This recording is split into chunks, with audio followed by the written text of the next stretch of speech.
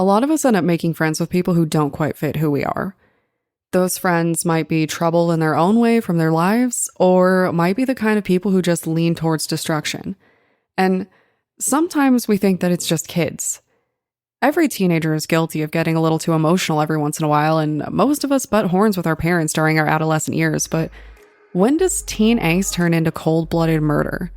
More importantly, what would you do if the murderer ended up being your best friend? Would you help them?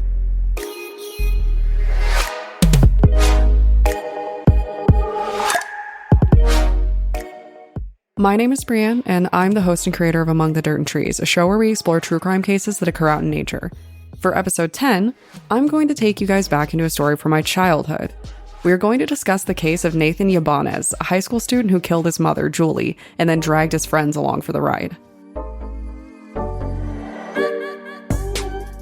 I think that it is fairly safe to assume that all of us have those stories that we hear about growing up. You know, the ones where someone committed a wild crime and everyone still gossips about it years later. Well, this case is one of those crimes, and I've decided to cover it because it took place in my hometown and was without a doubt a startling story that I remember following at only 6 years old. I will be upfront and state the obvious. Colorado has had a higher than average number of violent youths committing some pretty terrible acts. In 1999, Columbine High School was violently attacked by 2 students with guns, but before that happened, something else did. In 1998, Nate Ybanez decided to kill his mother, pulling 2 of his friends into the crime that would change the suburban town forever. When this case first broke, I remember the raw horror experienced by the adults around me. I remember it being all over the news and people just being, for lack of a better word, shook. For a portion of my life, I grew up in the suburbs that movies make fun of. We called it the bubble because it was all just sheltered and completely cut off from reality. At least the local neighborhood groups and PTA tried to make it that way. So when a 16-year-old boy and his friends murdered his mother, it was a pretty big deal. You know the place where they say, "Oh, things like that don't happen here." This is that kind of town, but this did happen. Whether or not the local PTA could bear that such a crime occurred, it did. Now, since I grew up with this case and with the stories swirling around it, I thought it might be interesting to start with what I remember about the case. Aside from the general parental shock at the horror of a young man killing his own mother, there was also the schoolyard version of the story. That story went as follows. One day, a troubled young man was having a pretty bad day. This kid always had problems with his parents. He struggled in school, he had issues with authority, and one day he just snapped. This high school kid lost it, and he decided that his mother was to blame for everything wrong in his life. Then word on the playground was that he grabbed an old Xbox controller and strangled her with it. As a kid, this was the first huge part of the story. It was, and bear with me because I know that this is awful, but it was a twisted kind of joke when I was growing up. A lot of kids just kind of defaulted to this "I'll strangle you with a controller" joke. Completely morbid, but also what you get when a bunch of kids don't know the difference between a real crime and a bit of local lore. Like I said, this place is really sheltered. I'm pretty sure half the kids who were making the jokes didn't even know what they were talking about, or just assumed that it was a local made-up legend. In Colorado, you get kind of used to weird legends taking on their own life. Every single year I was in school, we had some kind of trouble on 420. For some, it was the let's smoke a bowl day, but for a lot of us, it was the anniversary of Columbine and Hitler's birthday. Every year, our schools face death threats, bomb threats, and more. In a completely disenchanted way, we all just kind of got used to it. People would brace for it and be curious about what was going to happen or what new threat was going to be made. At the time, It felt really singular. It was a Colorado thing. And now school shootings and horrific crimes like this are happening all around the country, and I worry about what kids might normalize without realizing the reality of those situations. But anyway, the word was that was how he killed his mom. And then he called his friends. The friends conspired to make the mom disappear. Despite a presumably brutal murder, his friends rallied. They all decided that they just needed to dump the body, and that's what they did. They took the body out to Daniels Park, a local park, and decided to throw her body away over one of the pseudo cliffs in the area. And that is when they got caught. Douglas County Police Department was doing one of their usual patrols of the area, and they caught the kids red-handed trying to haul a body out of the truck. So that is the story that I grew up with. And before I go into the facts of the case, I want to elaborate a little bit more on the area. When I was growing up, Daniels Park was the spot. It was where you went if you had a car. When I think of Daniels Park, I think of all kinds of wonderful memories. I think about bonfires and time spent yelling and hopping around with friends. I think about walking out to the edges of the areas where you can actually go. And sometimes I think of time spent going beyond those fences, which of course I never once did.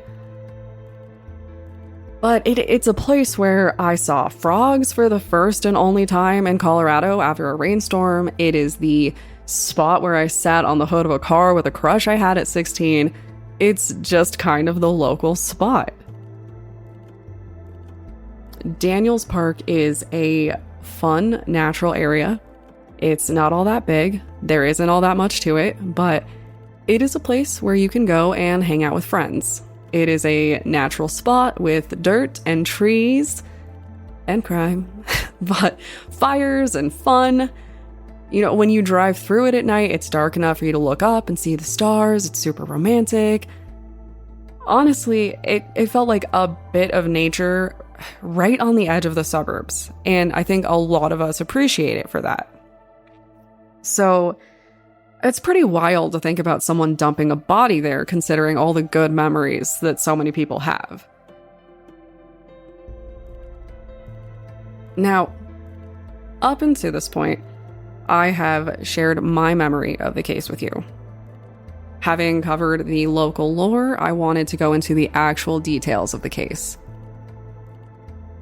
In the true version of the story, the one that has finally been handed over by those involved with the crime, the murder was kind of planned, and then the plan got kind of messed up.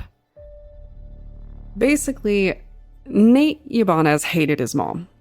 A lot. This wasn't just teen angst. He was constantly fuming about his parents, especially her. Now, we'll go into what might have led him there later, but suffice it to say, he meant it when he said that he wanted to murder his mom, and he made the plan to do it. At the age of 16, killing his mother and handling the aftermath was too much for Nate to handle alone. So he decided to pull in his best friend, Eric. Nate told Eric to wait in the car while he murdered his mom.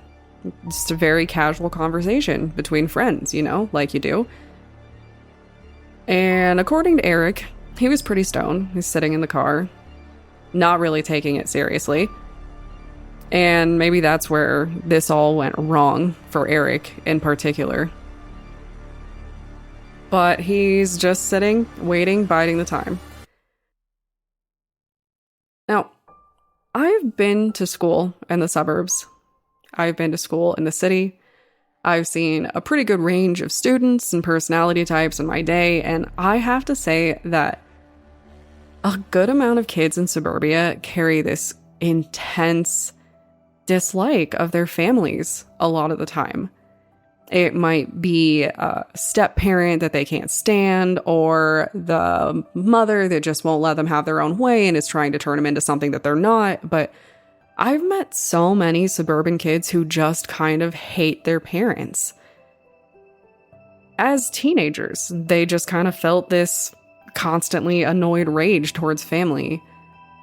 And even with these kids constantly complaining about their parents, I don't think that I would have taken this seriously. But it was serious. Nate meant what he was saying. The problem is that Eric didn't realize how serious Nate was. So Eric waited. He passed the time, and then he went up to the apartment just like he and Nate agreed to.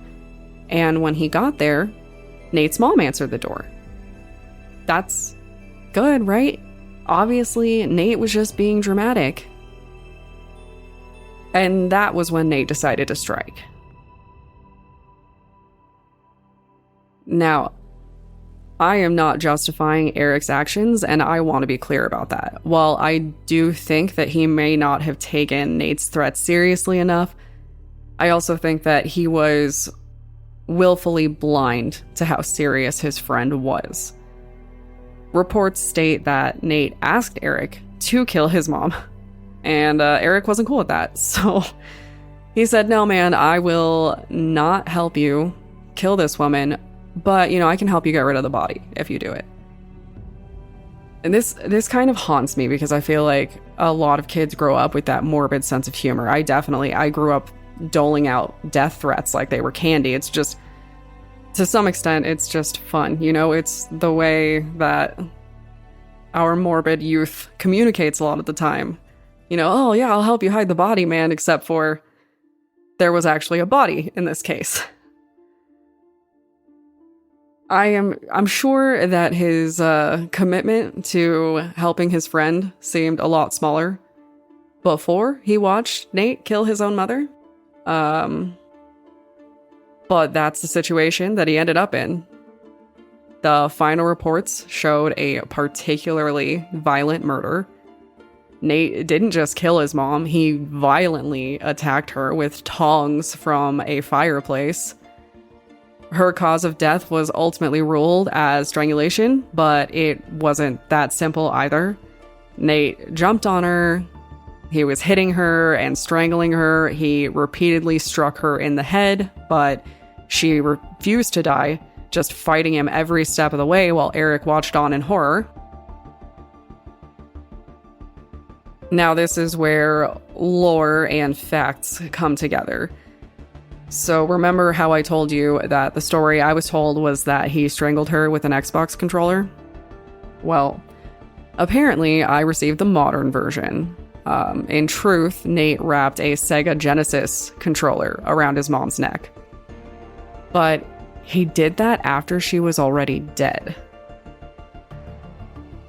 Don't ask me to explain that one because I can't.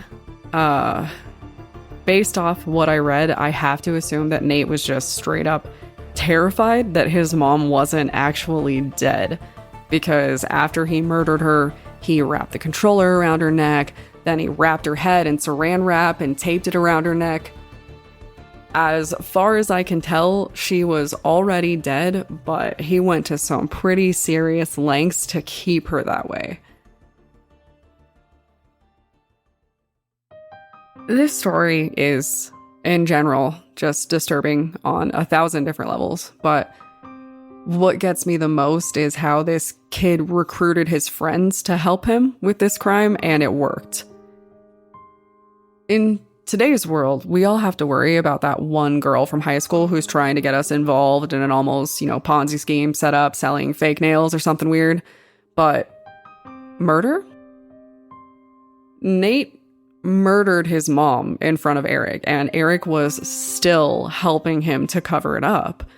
From what I've read, Eric wasn't exactly good with this. He was not chill about it at all, but he still went along with it. And then Nate decided to call another friend, Brett, because at this point, I think he's just welcoming the neighborhood to a murder scene. But when Brett arrived on the scene, he already knew what had happened. He might not have been able to believe it, but he knew because Nate had been talking about it for some time. And the blood definitely told the truth about what happened. So Brett arrived and was taking the scene. He wanted nothing to do with it, so naturally he started helping them to clean up the murder. Nate killed his mom and had fully pulled his two closest friends into a murder, and they just went along with it. It's just wild. You hear these stories about people getting pulled into things and you say, how does that happen? But here, I think it's very confusing. So they cleaned up the apartment and they decided to go drive around, because what else do you do after committing a murder? You know, it's nighttime, you're with the boys, you gotta go for a cruise. After a scenic drive, they rolled up Nate's mom in a sleeping bag, and then they wrapped that sleeping bag in a rug. The boys put her in the car, and then Eric and Brett, having had enough murder for the day, left. Nate drove her out to Daniels Park and was attempting to unload her.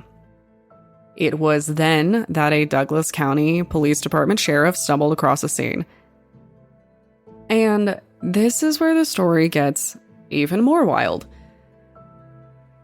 In that moment, Nate was caught red-handed, and the police immediately arrested him. Then, the hunt was on. It was fairly obvious that Nate hadn't acted alone, and it seems like he also rolled over on his friends, which, all things considered, was exceptionally rude, considering he was the murderer who roped them into his crime, but Eric and Brett knew that they were in trouble. So, what was their solution? To flee to Mexico, of course. Now, this twist in the story is interesting to me for a couple of reasons. If you have listened to my previous episodes, you know that I have some fairly strong opinions on the stupidity of fleeing the country to try to dodge criminal charges, but the situation was even more ridiculous here. Eric and Brett decided to flee to Mexico, these two teenagers. And there was just one problem with that. As minors, they couldn't make it through the highway checkpoints south of the border alone. And this is where I can kind of once again bring in some of my childhood with this one, because this suburban town, the one that has successfully hit the news for a few disturbed young men, breeds a movie-style kind of parental dependency. You know, you raise kids in a sheltered area, and a lot of them rely on their parents for pretty much everything. There isn't always a push towards independence for some families. And while not every kid in the area can just call mommy and daddy to bail them out, I'm pretty sure a good amount of them could. And that is what Eric and Brett did. When they couldn't succeed with their plan to flee to Mexico, they called their parents. Their parents flew to them and escorted them back to face the charges. To an extent, I really respect the parents for this. I think that we can all agree that some parents would do anything to cover up something like this for their kid, but these parents did bring their kids back to face their crimes. In the end, Brett was given immunity for rolling over on his friends. He gave his testimony and was able to walk away from the crime. Eric, on the other hand, was charged as an adult for first-degree murder, just like Nate was. What's interesting about Eric's case is that he was actually in talks to get a lesser charge. He was actively working on a plea bargain with the courts, but then something unexpected happened. The Columbine shooting. After another troubled young man named Eric committed a crime, the discussions were put aside. However, in 2019, Eric received clemency from Governor Jared Polis after serving more than 20 years in prison, and he has since been released and is making the absolute best of his life, from what I can see.